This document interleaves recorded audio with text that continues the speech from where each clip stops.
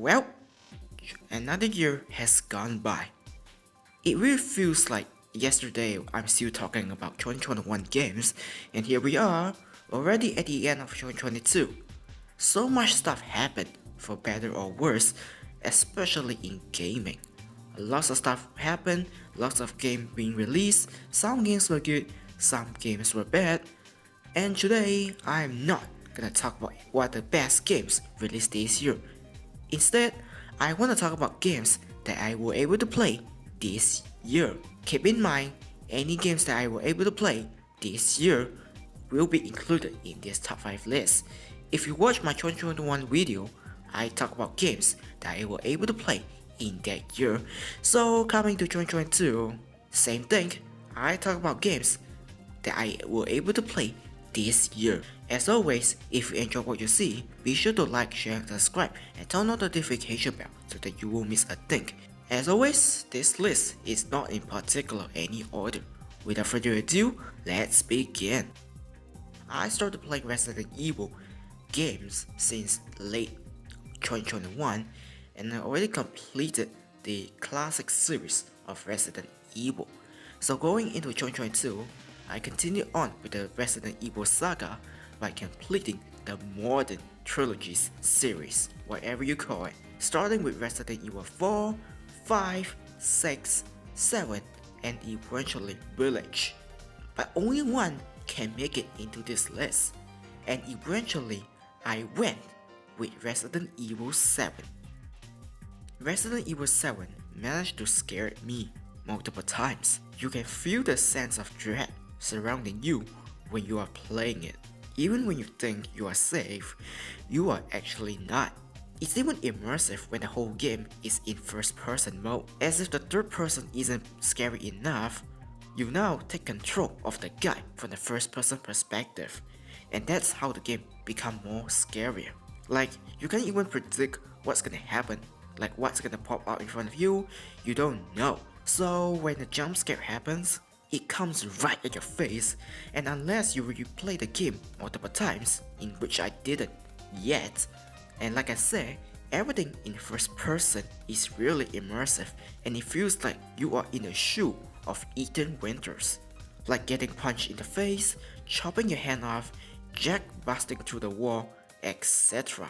Each of them were able to give me the good amount of scare to make me shivers. And like what people say, Resident Evil 7 is a return to the root of Resident Evil series, trying to survive in a world where everything are against you. Something that Resident Evil 6 and 8 failed to do. How will my ranking look like? Well, here we go. Resident Evil 6 at the bottom, Resident Evil 5 in the middle, and Resident Evil 7 in the top. So that's my opinion on Resident Evil 7. I played 3 games that were released in this year: Tunic, Kirby and the Forgotten Land, and of course Sonic Frontiers. But only one can make it into this list, and I went with Sonic Frontiers. First off, I was wrong about Sonic Frontiers. You know, back in June, I was pretty skeptical about the whole game, saying things like Sonic Team will fail, and holy sherbet, it was the other way around, and I'm glad we get the good ending. Sonic Frontiers is amazing. That's all you need to know. Without spoiling too much of the story itself, I'm just gonna mention some of the important aspects. First up, the controls. Man, they managed to make it tight and steady. Doesn't matter what action you do, jumping or running, I have sense of satisfaction. I rarely have any problem getting somewhere since the controls never do anything to mess me over. The controls were so good that I enjoy playing those 3D levels due to the fact that I won't blame the game for being janky, but instead blaming myself being terrible at it. It honestly brings me back to the Sonic Adventure era of gameplay, where they were able to make these controls steadily good. And you can say, that's where I had the most fun. Yeah, sure, on the third and fourth island, I actually have some problems trying to perform some platforming, but I got used to it pretty quickly. But what's not tight is the cyberspace level. In case you don't know, cyberspace consists of a bunch of short levels that you traverse through, with some of them being called back to old Sonic media. Some are easy, some are just... don't want to touch them anymore. Unfortunately, all of these experiences are ruined by the controls. I don't know why they changed it or if they have problem coding the controls for cyberspace section, but oh dear, it feels sluggish here. I don't have the sense of full control under my shoes upon stepping into those levels. Sonic can't seem to jump high enough no matter how hard I try, as if Sonic is carrying a bag full of bricks inside. Speaking of which, Sonic seems to lose all of the momentum in the span of a few minutes. I can't seem to get around some of the loops as I feel very slow regardless of how much boost I apply. I don't want to say this, but man, it reminds me of classic Sonic in Sonic Forces. I don't know how they butchered it, but seriously, they need to fix it. But beside that, the game outside of cyberspace is enjoyable.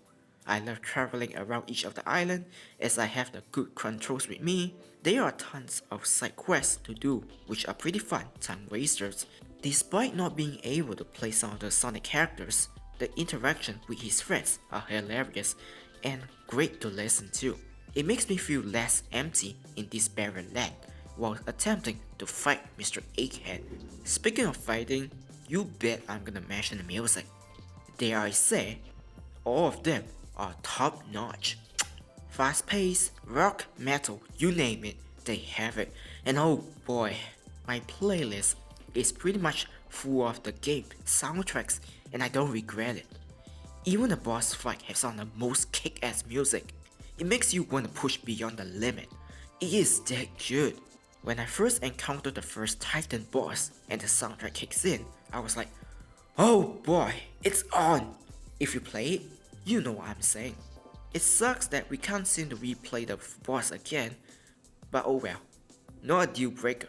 Overall, Sonic Frontiers is what I wanted for a 3D Sonic game, and after so many years, Sonic Team finally delivers a good Sonic game, and I can't wait for the update next year. Changing our direction to talk about indie games. Game number 3 is of course Gunslug's Rogue Tactics, which I already did a review last month, so I'm gonna keep it simple here. Gunslug, as the name suggests, is a tribute to arcade ride and gun games like Metal Slug and Contra. I love the first one and don't really enjoy the second one. Going to the third game, I was scared that it will be the same thing all over again, but I was wrong. Orange Pixel changed up everything in Rogue Tactics, where you have to plan everything strategically. The game outright tells you to follow the rules or you will bite the dust. This time around, you have to sneak around each area to complete your mission, just like Metal Gear Solid. Each decision could change the type of the battle between you and enemy, whether you will succeed or fail. You start off with just 2 characters and their lives are on your hand. Like I said, you need a clear strategy. Whether to hide, charge, or defend, the enemy will not be hesitated to open fire, so you have to be very careful. Lose your member and the game will be harder to the point where you can't turn things anymore. I gone through that couple times, and while the game is not too hard, depending on your difficulty, but it can give a big challenge as well. Controls are pretty good, so you could be ready for any situation. Each world randomly generates levels on each playthrough to give you new experience, and each of them provide different atmosphere to prepare you for the unpredictable nature. The game incorporates RPG element as well. Killing enemy, performing tasks, or finding items will give you experience point to level up the stats for the specific characters that you will notice easily. It adds another layer of strategy on top of another layer of strategy to keep you busy, and that's why Gunslug's Rogue Tactics deserve to be here. Moving on to the next game, which is also another indie game. This time we have a shmup.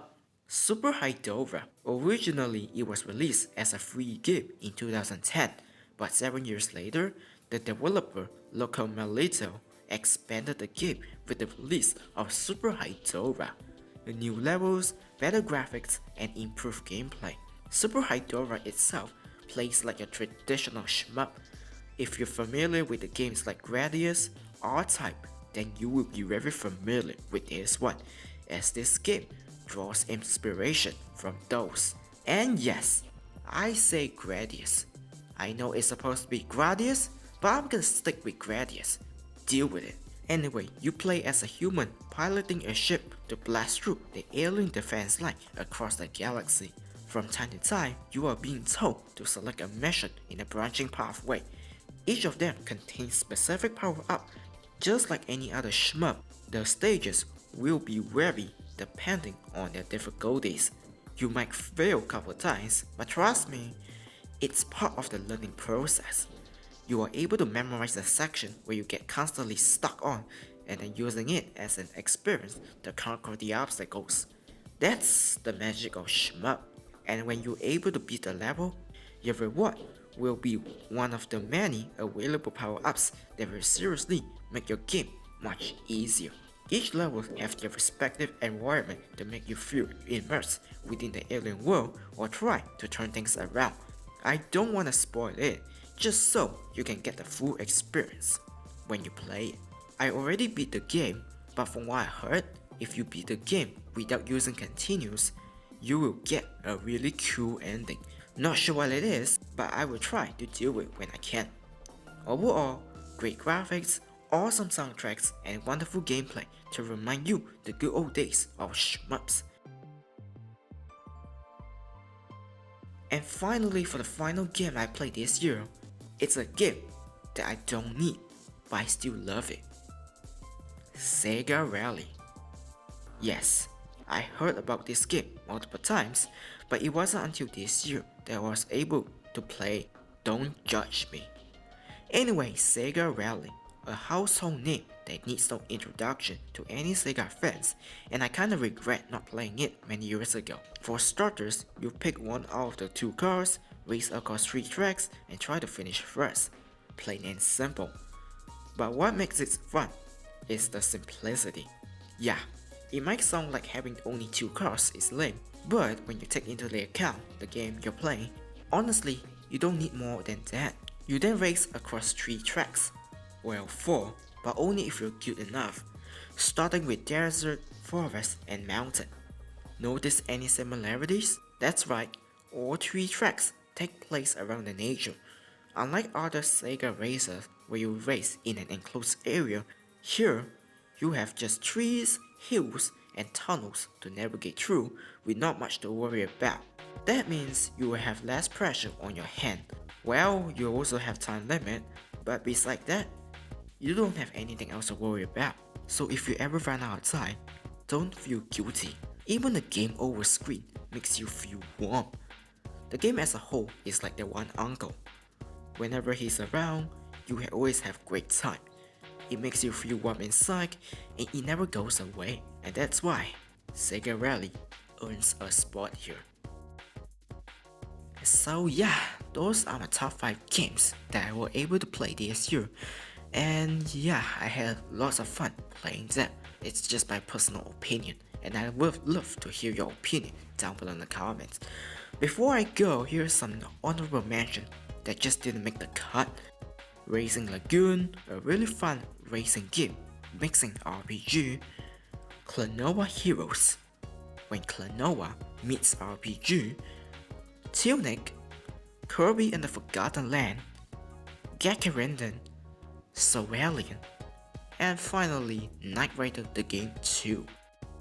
That is all the games that I was able to play this year. Hope next year will be better. Hopefully I can play more than that. Hopefully I can play more games released next year. We will see. That's all I gotta say with this video. Thank you for watching, and I will see you all next year.